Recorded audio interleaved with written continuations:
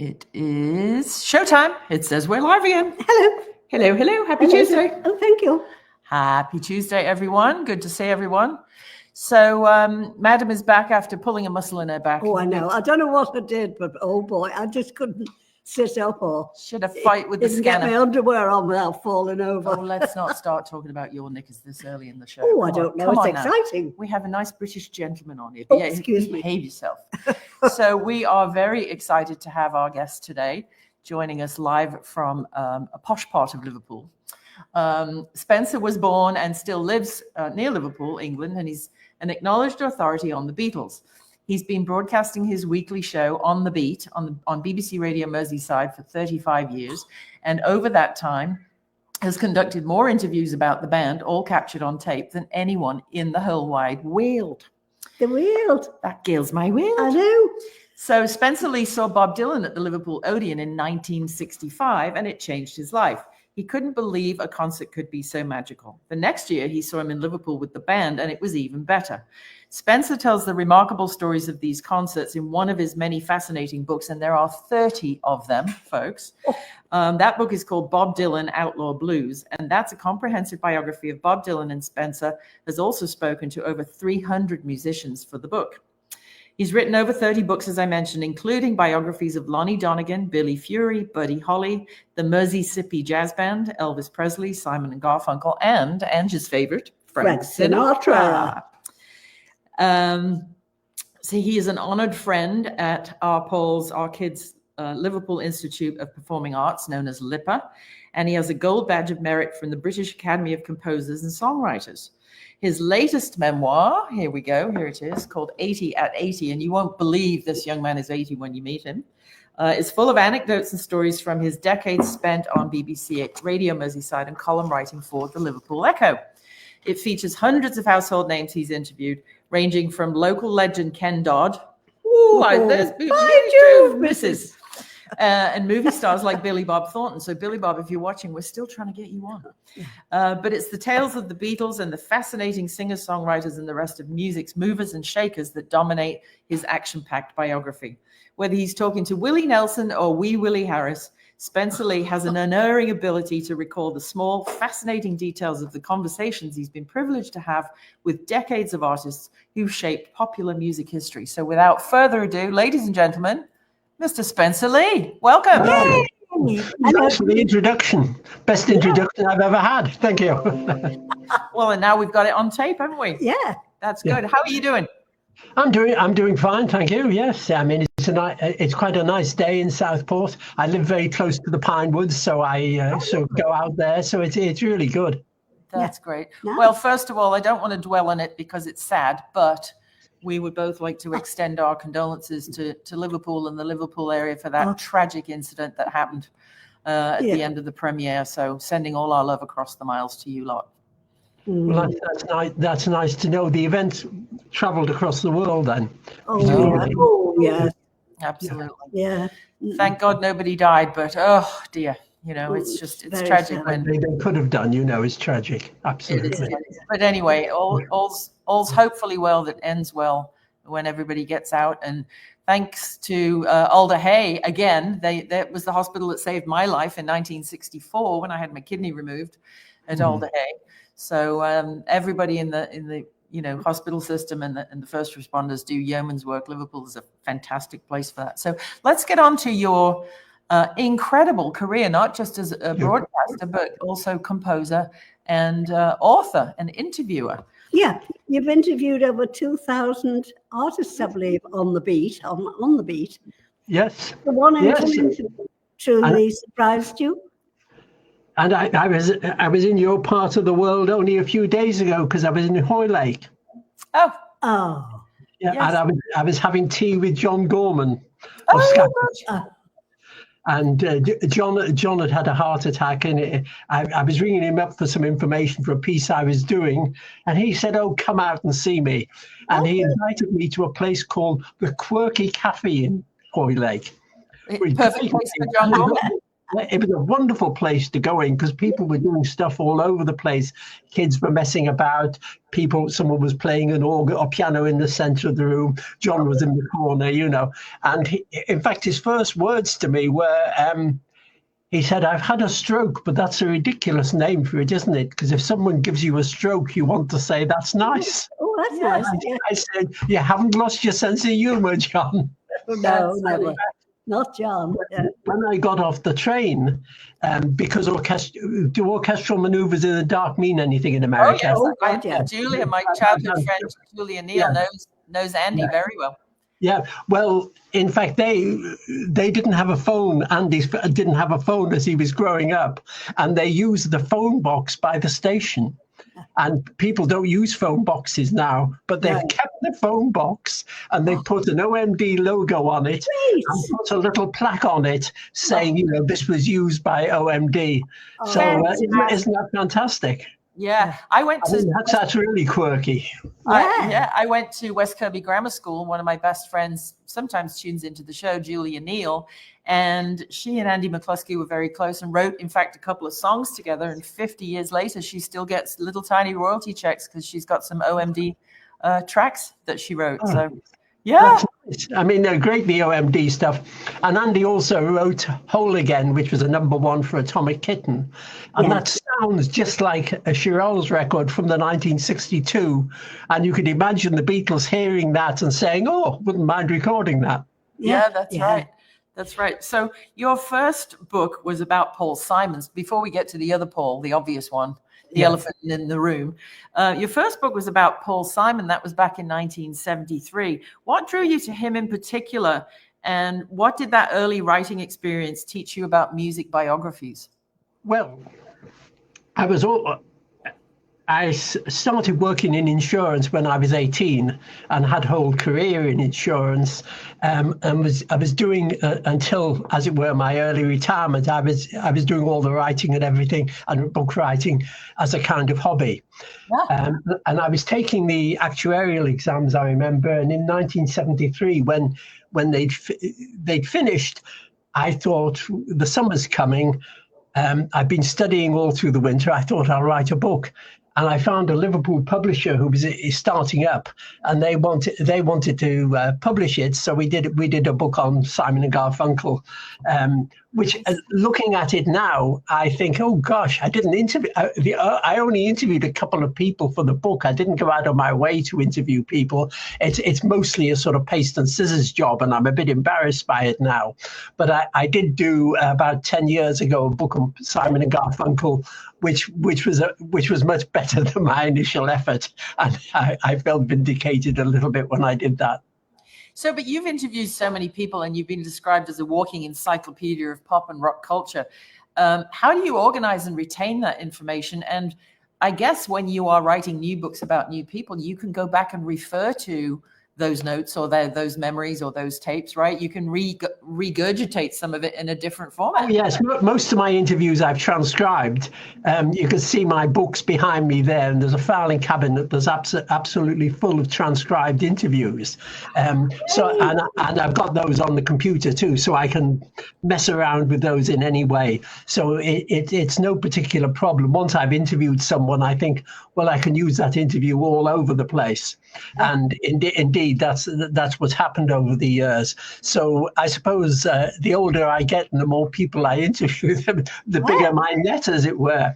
But it's great fun having those interviews, and they're very useful. Sometimes I think, oh gosh, when I'm working on a book, I think, oh gosh, why didn't I ask so and so about so and so? But these things happen. Yeah. But I'm glad to have all these interviews, and I've been thinking recently. That when I shuffle off, I don't want all this stuff to go to a skip. So I'm giving a lot of my archive to Liverpool Central Library. Great. I've been making up files of press cuttings and things I've had over the years. Yeah. For example, my Searchers press cuttings file has got about I would say 400 or 500 pieces in it about the Searchers. Wow. And I've got 20 files like that about the Beatles. And so I think that the library will find them very, very useful indeed. I think people will like them. Because in the 1960s, when the Beatles came up, Liverpool Library always very interested in what's happening around them, of course. Yeah. But the librarian at the time thought the group that's going to really make it from Liverpool are the Spinners, with a focus on the Spinners. And they collected masses of stuff about the Spinners and very little about the Beatles. Now, nothing wrong with collecting stuff about the Spinners because they're very important to the UK. But, I mean, that was a wrong decision and they should, of course, have chased the Beatles, but they didn't realise that at the time. So, I mean, I've got all this stuff on the Beatles, all these cuttings and everything, and they've given me so much pleasure over the years. And I hope that they're going to give the public pleasure. Oh, that's very sweet. Elizabeth's just saying, what a lovely thing to do. I agree. Yeah. Because, you know, what's interesting to you is certainly you're not the only person in the world who's going to find that fascinating, right? And kids growing up these days, especially all the international visitors that Liverpool has during Beatle Week and throughout the year, if they know that the library is a place where they can go get a library card or, you know, make a donation or whatever to keep it supported, that the Spencer Leigh archive is there. I think that's something. Well, they are going to call it the Spencer Leigh collection, in fact, which does sound a bit boastful, but it's stuff I've accumulated over all the years, and I've got files on bands that hardly made it at all. You know, the Dennisons and people like that. So all that will be useful to people, I think, it means that they can come to the library and get that information. So if it helps other authors too, that's great. Oh, it will, I'm sure.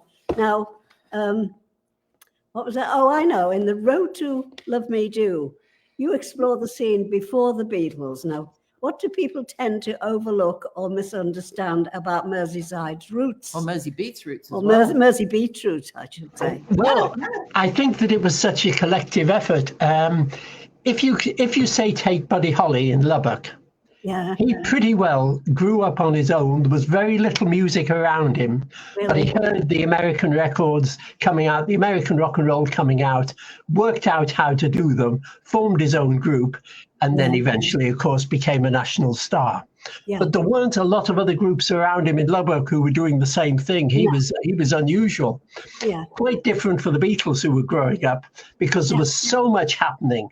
And the interesting thing about Liverpool, I suppose, is that Liverpool isn't like one big thing. It was different. People in different parts of Liverpool were doing different things, and that in sort of 1960 or so, there weren't beat clubs in the centre of Liverpool.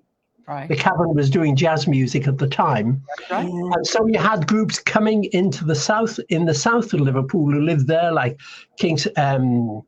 In the south of Liverpool, that's really, you're getting into the Beatles area there, the Quarrymen coming along, and there were bands there.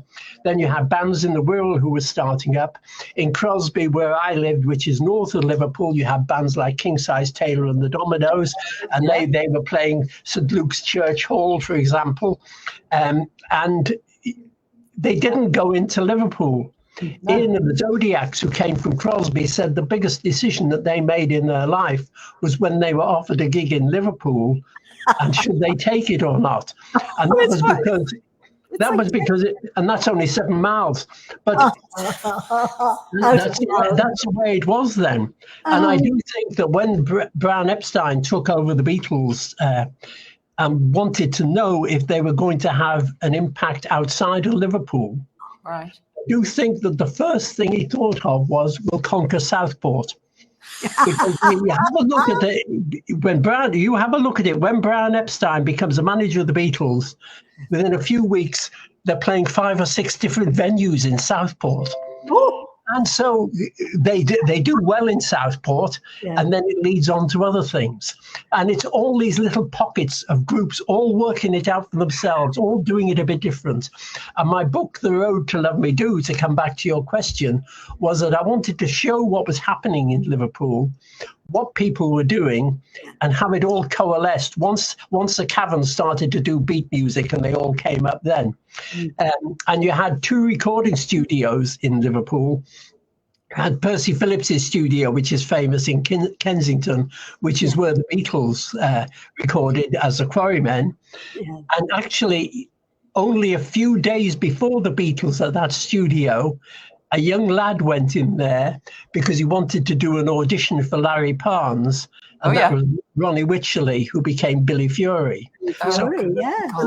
In the course of a week, and Billy Fury and the Beatles in there, and didn't know it. And Billy Fury, of course, was the first big rock and roll star to come from Liverpool. And people thought, well, if he can make it, we can make it too. Yeah. Of course. I mean, Billy Fury had charisma in bucketfuls. Oh, yeah. He would perform on the stage, and he did a song called Wondrous Place. Do you remember that? I don't. He gets to the line in the song where it goes, wondrous place. And he would do it with a cigarette. And they'd have a solo spot on him, and he'd just go tap his cigarette. Wondrous place. Everyone would scream. And I said to his mother once, I said, when you loved going to Billy's concerts, what did you do when all these girls were screaming for Billy all around you? And she said, I was screaming too. Oh, God, how hilarious. Really charming. But so he showed that you could come from Liverpool and make it. There were other stars from Liverpool too, but they weren't rock and roll stars. People like Frankie Vaughan, Michael Holliday, the beautiful Lita Rosa, for example. Oh, yeah. I loved her. Yeah. She was great. On the comedy side too, you had Arthur Askey and Ken Dodd and Ted Ray, and a ton of them. Pete Price, just too many to mention. But you know, where were the foremost from? We were very friendly with the late great Billy Hatton. What part of Liverpool were the foremost from? Billy Hatton actually grew up with Billy Fury. They were friends together, and they both encouraged each other. And Billy Hatton had a great sense of humor. Oh yeah. They had a group called the Foremost where they did impressions of other people. They were very, very entertaining indeed. But they. Billy used to sing with these hands with a pair of artificial arms. Yes, so they go like, yes. His arms would get about 10 foot long. Yeah. Freddie Starr used to do that too. Yeah, I think Freddie Starr had maracas in his fake hands. They used to just get longer and longer. Yeah. But the time, Freddie Starr lived in Heswell near us, and he came round to Rembrandt one night, and we had a bay window with big red velvet floor-to-ceiling curtains. And I think our Billy had a few, probably at the Devon doorway or the Victoria on the way over. And he came to see Uncle Jim, my dad. And he decided that he was going to do a Marlene Dietrich cabaret for all of us in the lounge. And so he came, it was raining. He'd come over in a pair of wellies.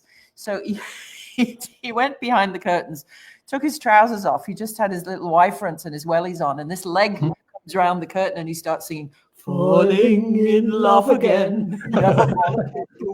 He was Billy. Oh, he was very erratic, Freddie Starr. I mean, I always thought when you saw him, you could see why he should make it and also why he couldn't make it in many ways. The people turned, I mean, for example, Ray McFall, who was quite a strict person who ran the Cavern, had Freddie Starr there one night, and it was a night that Jim Reeves had died. His death had come over the news. And Freddie Starr just lay on the stage and said, my impression of Jim Reeves. And Ray McFall said, you're not appearing in this club again.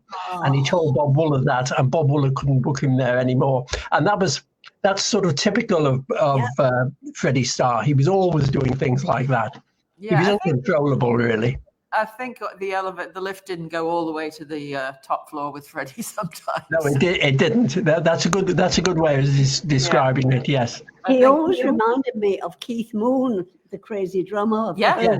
you know, Yeah. would just break out to be the nicest, tenderest guy in the world and can suddenly be a lunatic. Next thing, he's ripping the sink off the wall. Yes, yes. Absolutely crazy.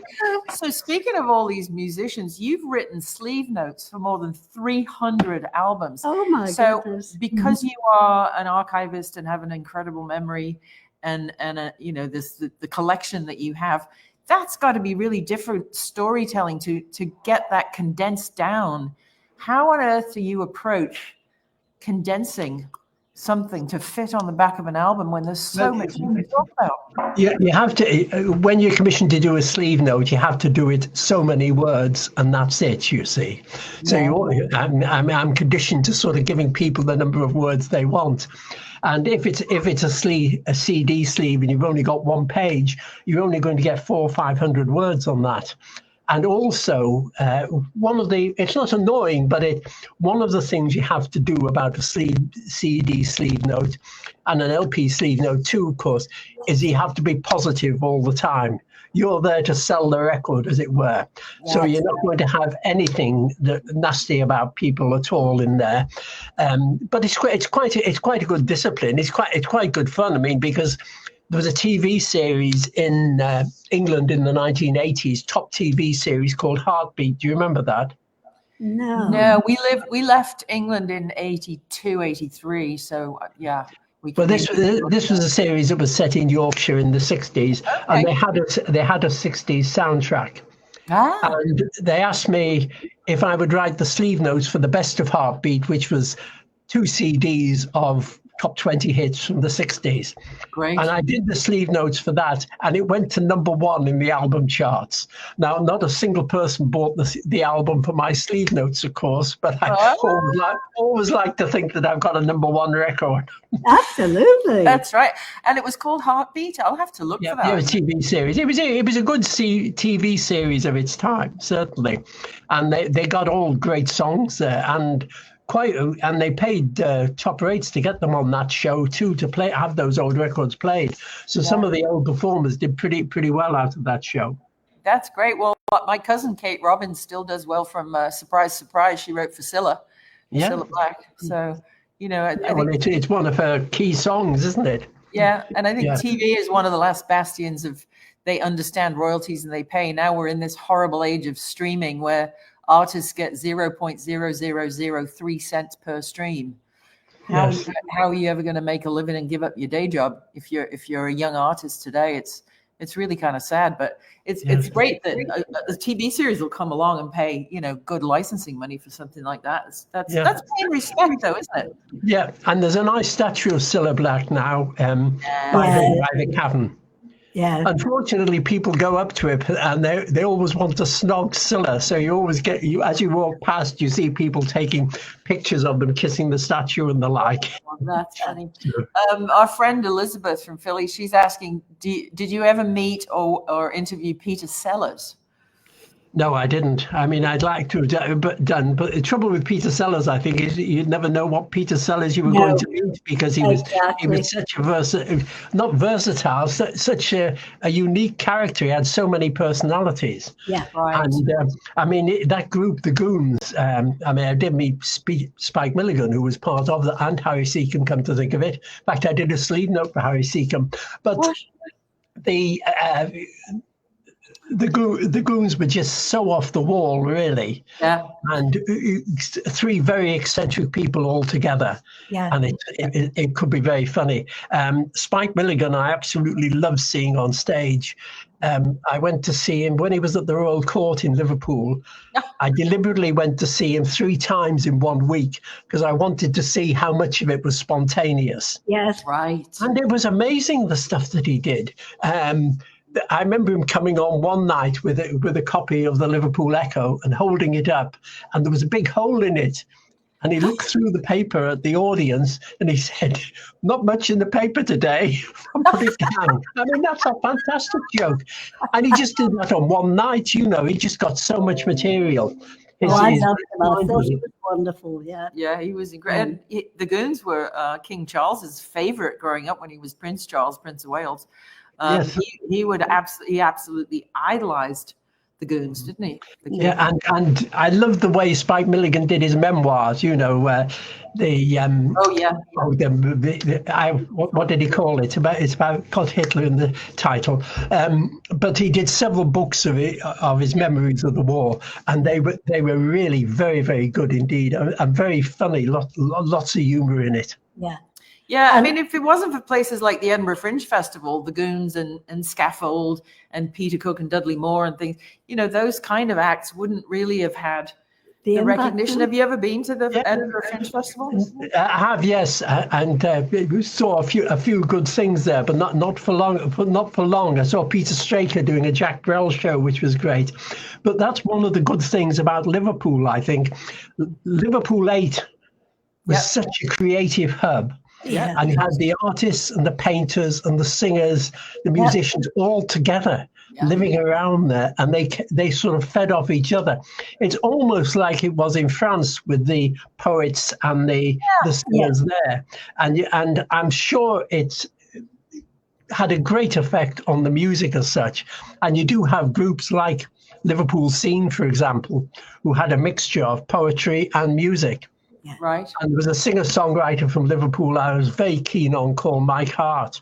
Oh, yeah. Yes. Yeah, you remember him? He was in Paris 9, wasn't he? No, that was somebody else. Hart. That was another Mike Hart? Different Mike Hart. Different Mike Hart, I think. He was in the late 60s, and he did songs like Almost Liverpool 8. And he wrote about his own environment. He was like a Liverpool Bob Dylan. And I love seeing him, but he was tremendously erratic in performance. He could be very good, or he could just be terrible. And you've got to be consistent, really. Yeah. Wow. Yeah. Oh, absolutely. Yeah. Ange was she worked at the Royal Court box office, didn't you? I did. Yeah. What was your favorite thing that people used to stick their head in the window and say, "Have you got any tickets?" Yes. Hold on a moment. I've got bicycle chains. I've got screws on. Just a moment. And I'd lean back and say to my workmates, "I've got one." Got a lot. Always somebody who say, "Have you got the Royal Court is doing absolutely great now. It is. Because it puts on a lot of local comedies. Yes. So there's a lot of new shows that are going on there. We just bought tickets for the Scouse Christmas Carol, so we know that that's going to be a great fun show at Christmas. So it's good that it's doing well. I mean, a lot of people go to shows in Liverpool, and that's great. In fact, we got Bruce Springsteen is playing in Anfield this week. He's doing 2 gigs there. Yeah. So it'll be interesting to see who'll be the guests with him, because he usually has someone up. And naturally, we're hoping that it's going to be Paul McCartney, but you never know. Well, if you send a drone up over the house in Heswell, if the lights are on, Paul's home. Oh, right. in which case he may be going to be there. You never know. I know he loves him some Bruce. So do we. Yeah. So Ange has a question about, we're speaking of Bruce Springsteen and Macca icons. Yeah, well, from Elvis to Sinatra to Buddy Holly, you've written about so many icons. Mm-hmm. Which artist's story do you feel is still misunderstood or underrated today? There are lots of people that I've liked that I've always thought, why does nobody else seem to like them very much? The classic being John Stewart, who wrote Daydream Believer for the Monkees and had an American hit with Gold. But he released album after album, and yet he was only playing small clubs, both in England and America. Yeah. And I always thought that he was absolutely great on stage, because he was someone who, what he said in between the songs was as important as the songs. It was all beautifully worked out, and he was great. And I wish I'd found a publisher who would take a book on John Stewart, because I'd love to have written one about him, but it didn't actually happen. And I appreciate the publishers want to have something that they can hopefully sell. Yeah, of course. Yeah, and I'll have to go look him up, because I know all of that music I know and grew up with, and absolutely love it. And again, because of not just your author career, but your broadcaster career, you've been exposed to so much music, spending decades on Radio Merseyside.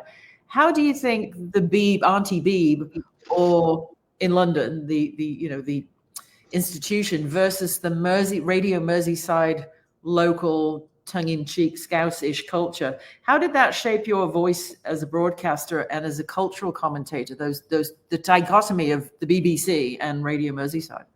Well, I was doing stuff for Radio Merseyside roughly since it started in 1967, odd book reviews and such like.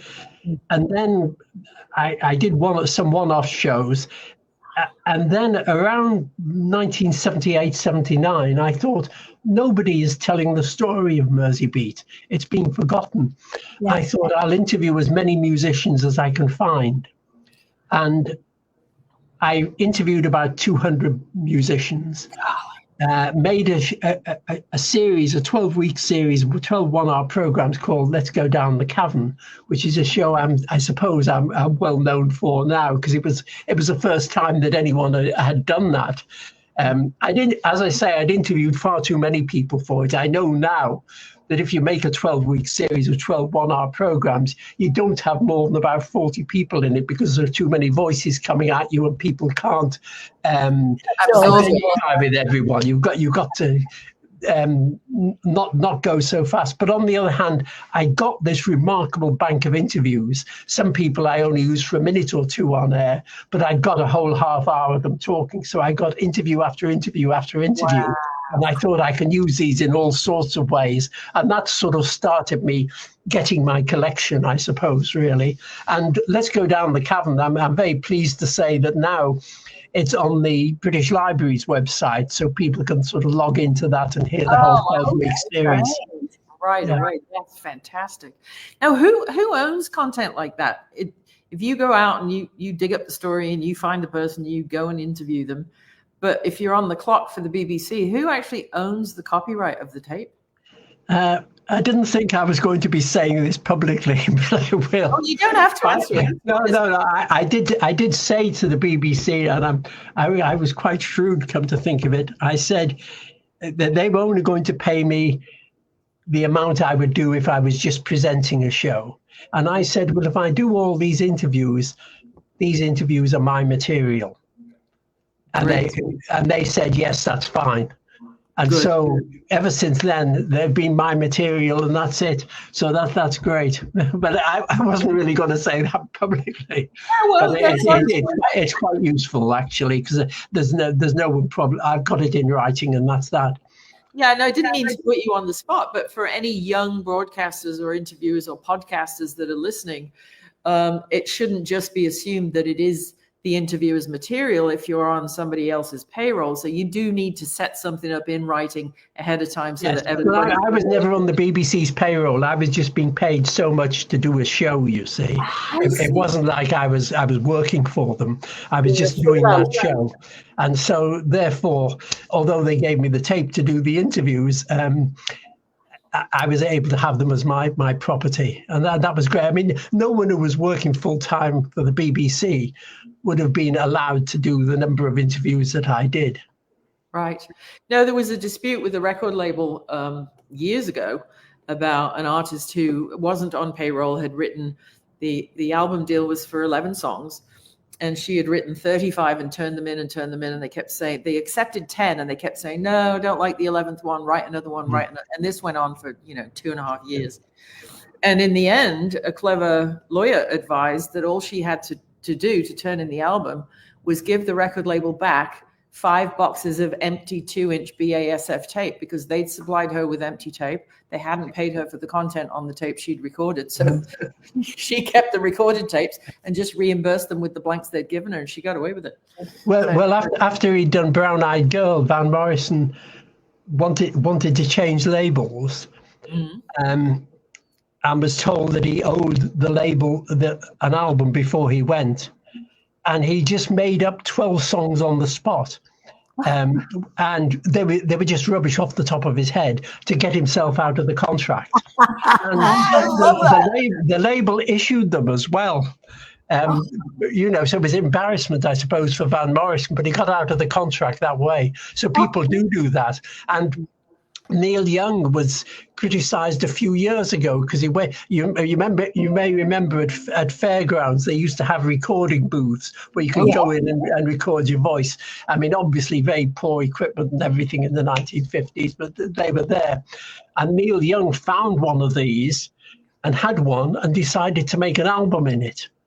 And, I mean, the album actually, I mean, he's performing okay, but the album sounds ghastly because the sound is so bad on it. But because he's Neil Young, they put that out. And, you know, there may be other reasons why he turned that over and said, you've got to put this out. That's funny. I'm working on some T-shirt designs for him at the moment, so I'll have to ask his sound engineer friend, my old friend Nico, if he's ever heard that album, because Nico, he's a, you know, Grammy nominated. He's got ears like dog ears. He's an amazing sound engineer and producer. So I'll have to ask him if Neil's ever played that record. Yeah, well, for example, he did an Ian Tyson song on that with 4 Strong Winds, and it was, you could tell it was a really good version, but he'd recorded it on this terrible equipment, and he was trying to make a point about these machines as such. But it actually backfired on him because you just thought, oh, why didn't you do it properly? Because he's Neil Young, he doesn't have to. Exactly. That unfortunately, I suppose, is what happens from time to time. Yeah.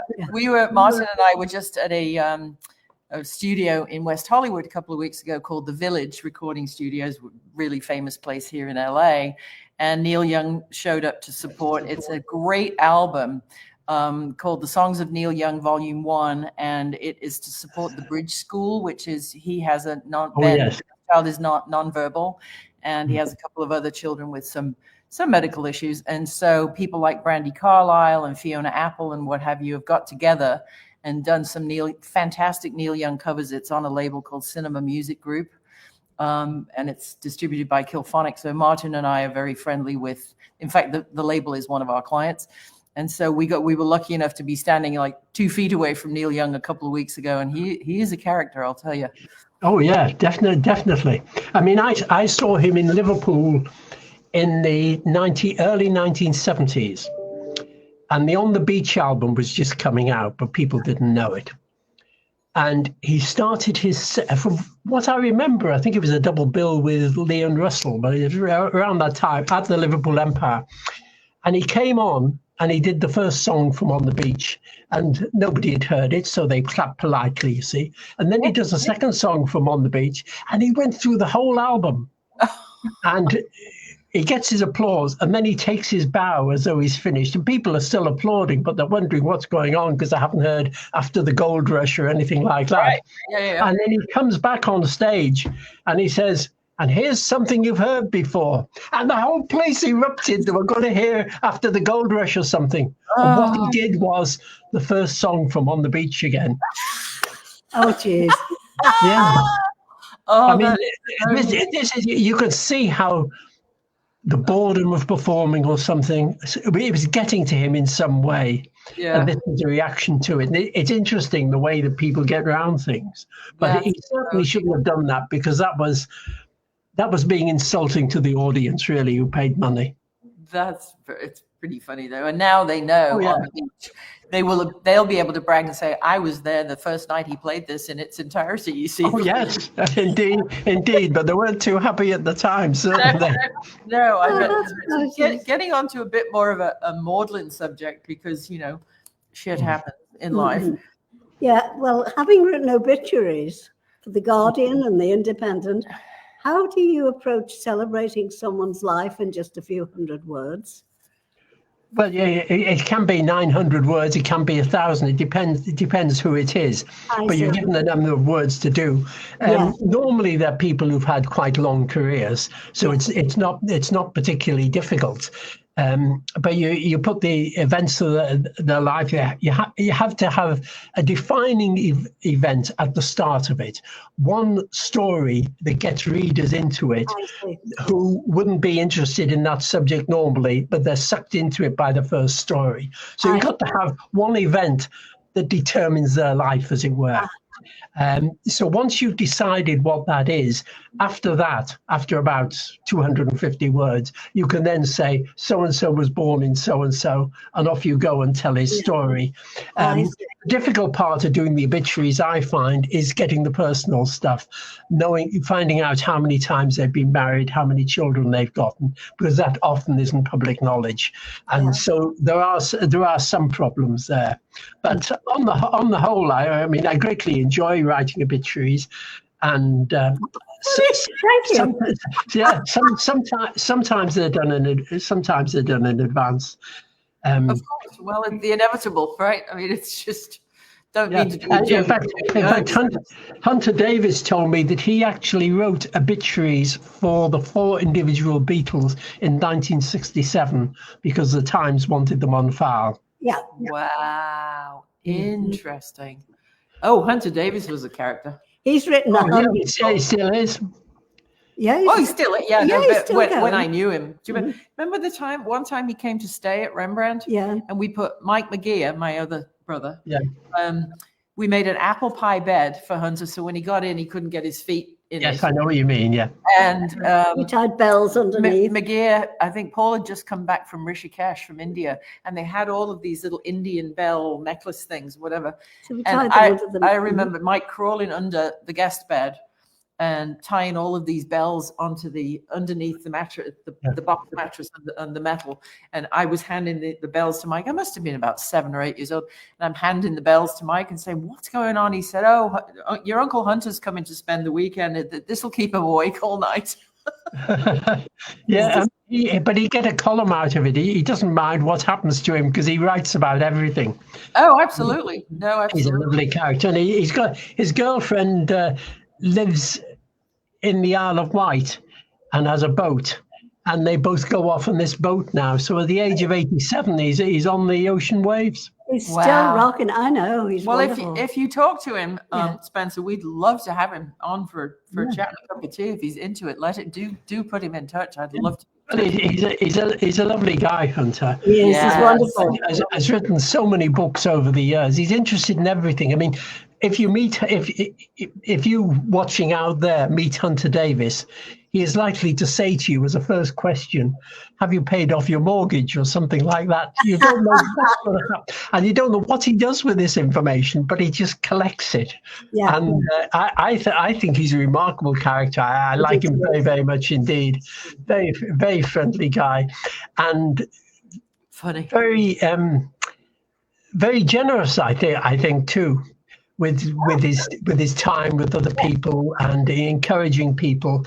And in fact, when he was writing the Beatles book in 1967-68, he did say to them, "I want samples of your handwriting."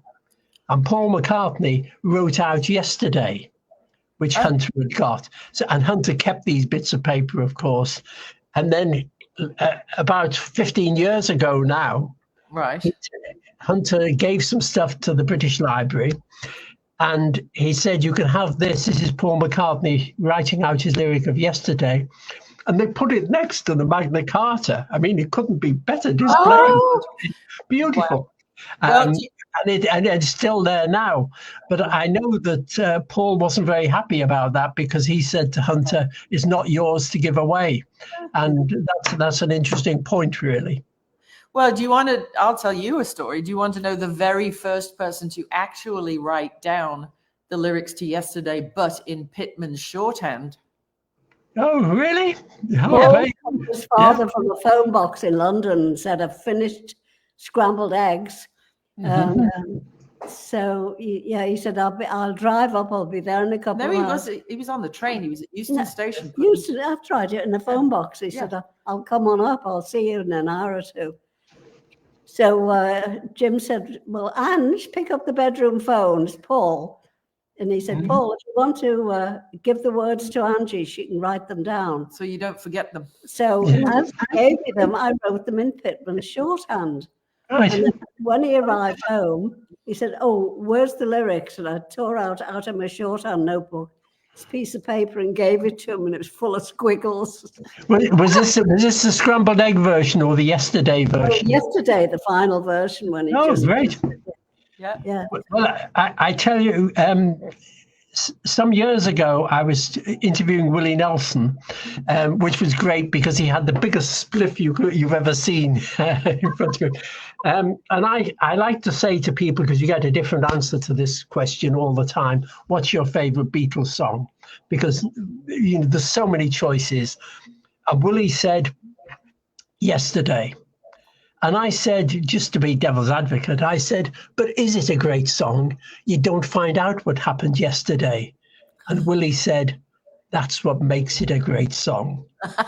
And I thought Willie has just given me a masterclass in songwriting there. Yes.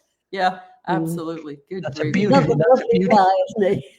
And in fact, when I was at Lipper once, I'm sorry to be name dropping, but when I was at Lipper once, I had my 30 seconds with Paul McCartney as he was working the room, and I thought I'd tell him this story about Willie Nelson.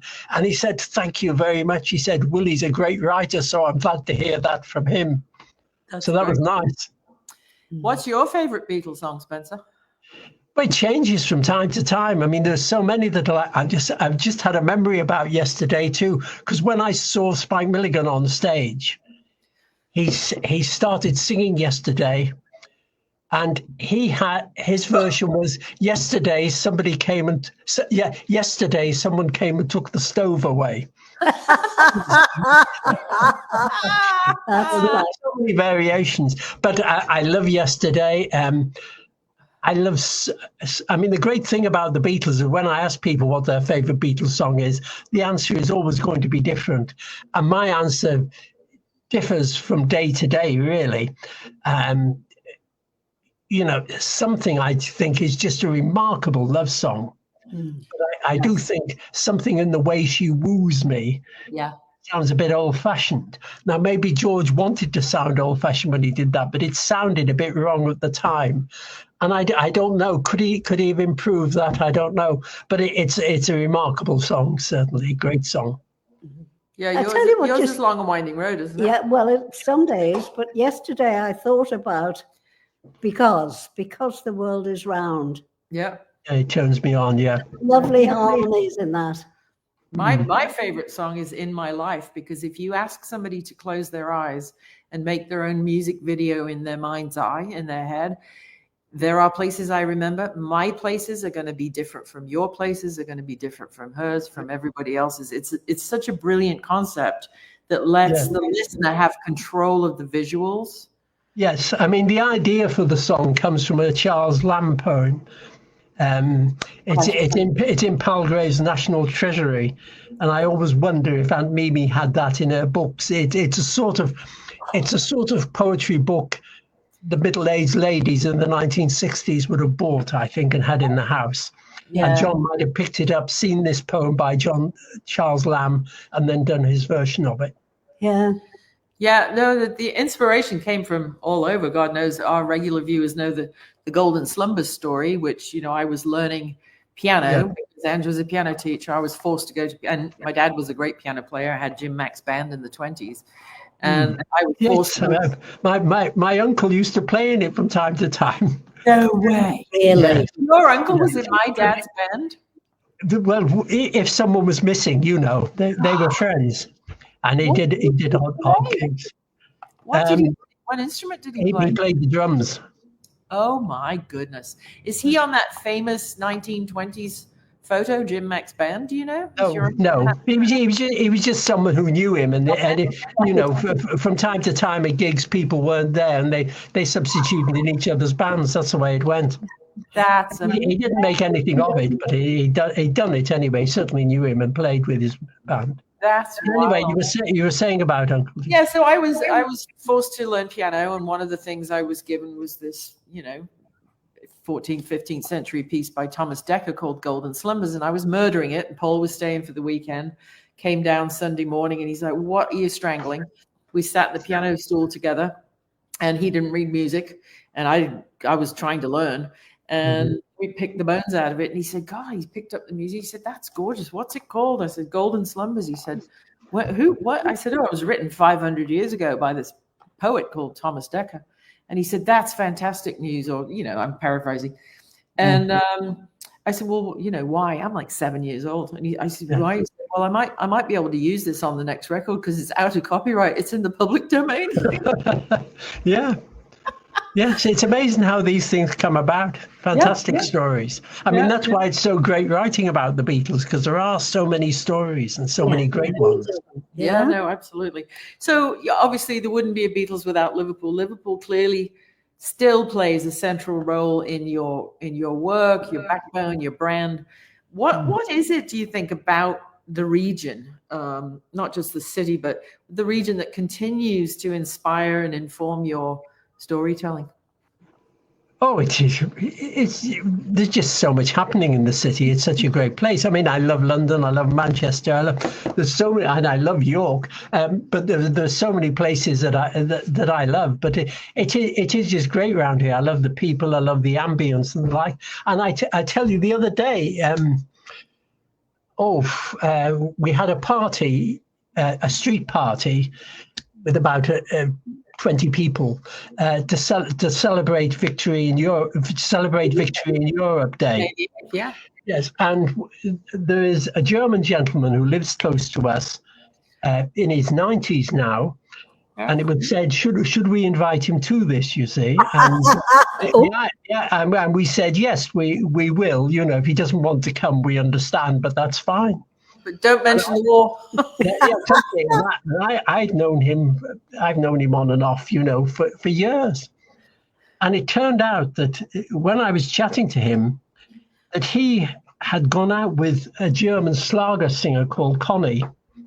And in 1960, he had gone he was in Hamburg, because they recorded in Hamburg, and he had gone down the Große Freiheit, and he had seen the Beatles with Pete Best.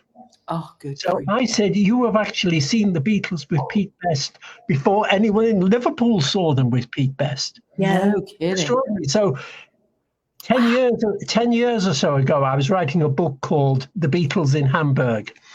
And I went over to Hamburg and researched that and wrote the book. And I didn't know this guy was living a few doors away, who'd seen the Beatles in Hamburg and had this extraordinary story.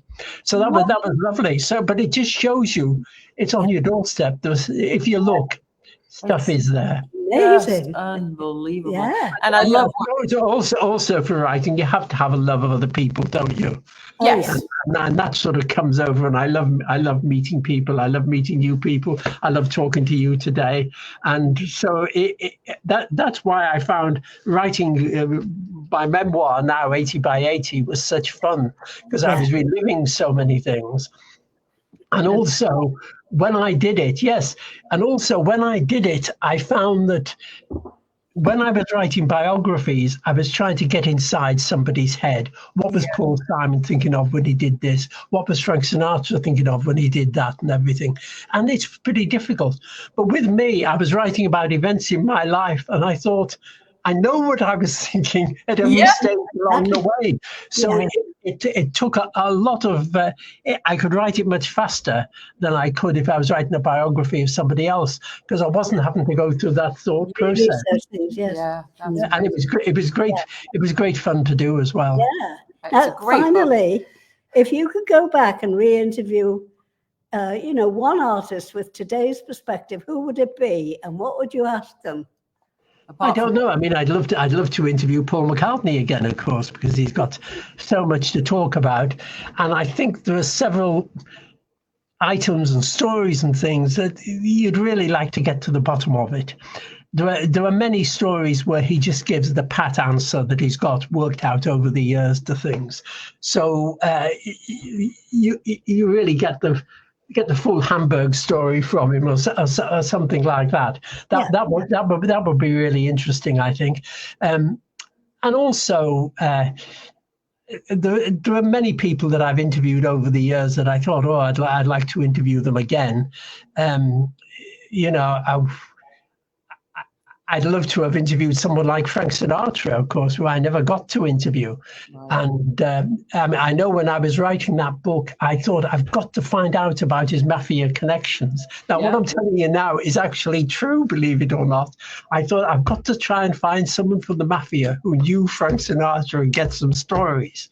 And so I was asking around, trying to find contacts and things, and actually found someone who said, I'm coming on a cruise in a few weeks' time and I'll be in Liverpool.